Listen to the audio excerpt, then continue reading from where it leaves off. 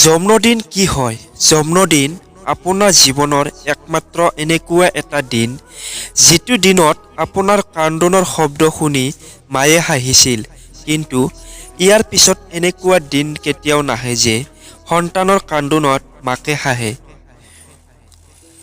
মানুহে কয় পইচা থাকিলেহে কিবা এটা কৰিম, আৰু পইচাই কয় কিবা এটা কৰিলেহে মই তোমাৰ ওচৰলৈ আহিম।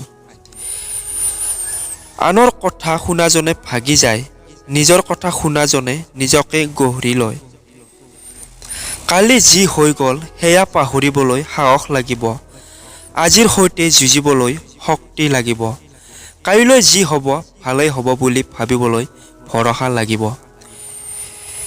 এবাৰ দুখীয়াৰ ঘৰত জন্ম লৈ চাবা, তেতিয়া বুজিবা এই জীৱনটো সমাজখন কিমান কঠিন।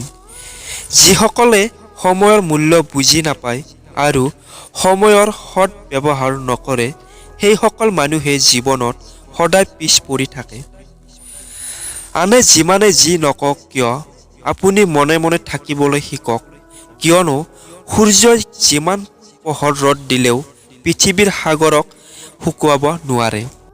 আমাৰ মনটো সৰু ল'ৰাৰ দৰে, ভাঙিবলৈ শিকাওক কোনটো ভুল আৰু কোনটো শুদ্ধ। প্ৰতিটো কথাই নুশুনি বিচাৰ কৰিবলৈ শিকাওক, কিন্তু আঘাত পালে সানি দিয়ক।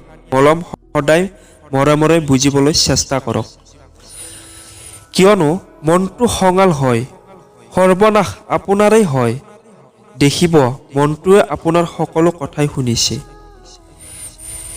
জীৱন আৰু জীৱনৰ আপোন মানুহবোৰক গুৰুত্ব দিবলৈ শিকি লওক, কিয়নো এবাৰ হেৰাই যোৱাৰ পিছত জীৱনো উভতি নাহে, মানুহবোৰ উভতি নাহে।